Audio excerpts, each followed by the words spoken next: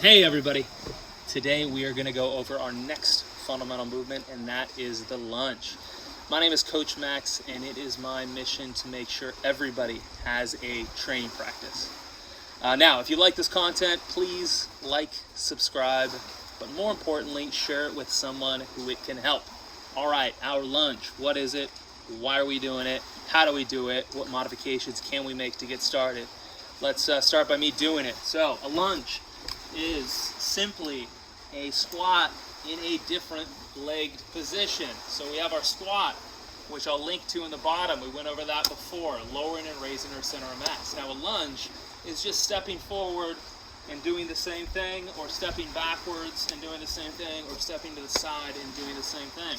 So why is this important? Well, this is important for the same reason the squat is important. We need to be able to raise and lower our center of mass. But we don't always squat with our feet right next to each other. Sometimes we have to step forward, step to the side, step weird, step everywhere. When we're getting up and down off the ground, we do this. When we're playing almost any sport, we do this. When we're catching ourselves from falling, we do this. If you fall down, chances are you can't lunge well. You can't catch yourself with your foot. Do I need to bring up any more reasons? No. Okay, let's talk about how to do a good lunge. So, as always, let's think about our core, let's think about our hips, and let's think about our shoulders. So as I do this movement, this step forward, step back lunge that we're going to do, first and foremost, my abs are engaged, so my core is intentional, it's neutral, it's braced. Second, I want to make sure my hips are on. That means I'm controlling rotation. I'm not lunging and letting my knees do stuff that looks awkward. This is how we tear our ACLs in the end. Finally, are my shoulders in place? Shoulders don't play a huge role in here, but if we start carrying weight, they will. So we want to make sure our shoulders are back and down. So core is on, knees are controlled, shoulders back and down, and we perform this lunge. So, what makes a bad lunge? We already talked about some of it. Unintentional spinal movement. If we're doing this and we're hunched over, it's a problem. If our knees are moving in awkward directions, it's a problem. If our shoulders are dumped while we're doing this and we try to use weight, it will be a problem. Finally, one other thing. When we go forward with the lunge, I don't want to see the knee coming way over or the heel coming off the ground. The knee should be over foot, both forward and backwards and medial lateral. Keep it over the foot. Okay, so that is how we do our lunge. And if you can do it and do it well, all controlled, beautiful. We're done.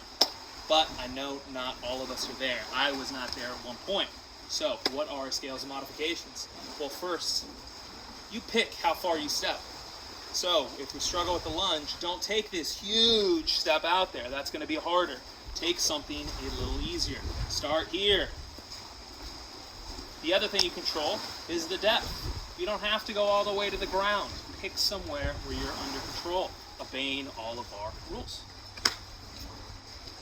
Let's see, what else? Oh, lastly, some of my athletes, if they have a really weak side, like I do, on one side, we don't even need to bend the back leg if that's where we're starting. We can step out and keep the back leg straight and even turn the foot out if that's where we need to be.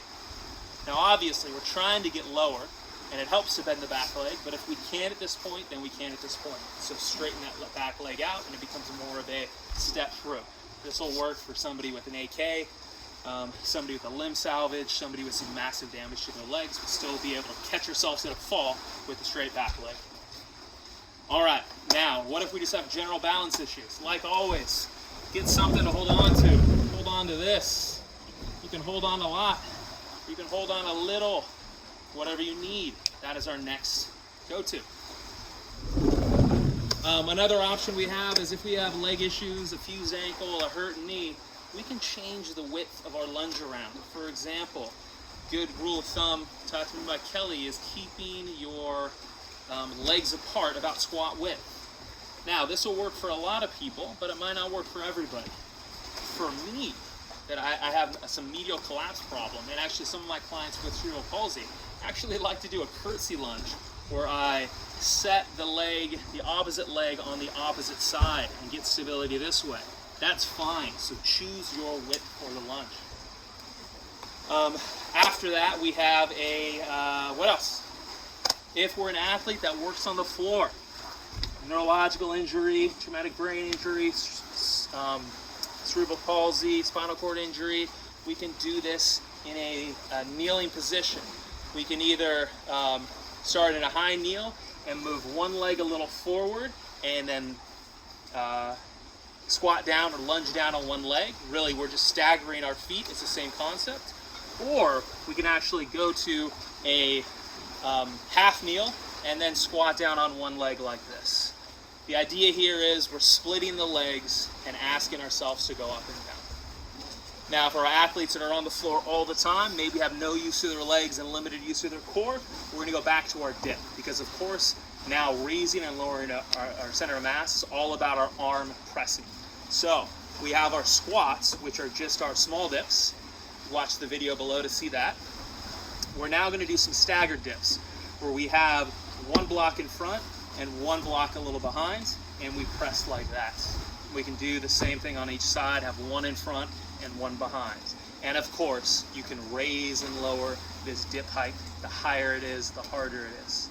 Now this bodes really well. For the same reason, a lunge and a squat are related, a staggered dip and a dip are related. Oftentimes when you're pressing or transferring, as a floor athlete or an athlete in a chair, we don't have two perfect things to push on. We're kind of grabbing one thing over here and one thing back here and pressing around like this.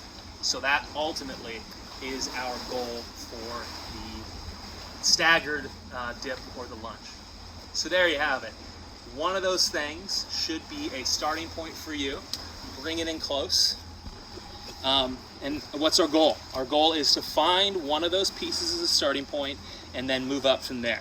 That could mean going into a longer lunge, going into a lunge that just is more steady, takes less balance aids like a chair, going into a lunge that's deeper, going into a dip that's higher, or simply nailing the lunge and then adding weight in various places.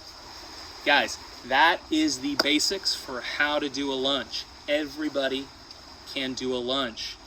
If you like this content and you want to have more people see this content, please like, subscribe, and most importantly, share it with something else.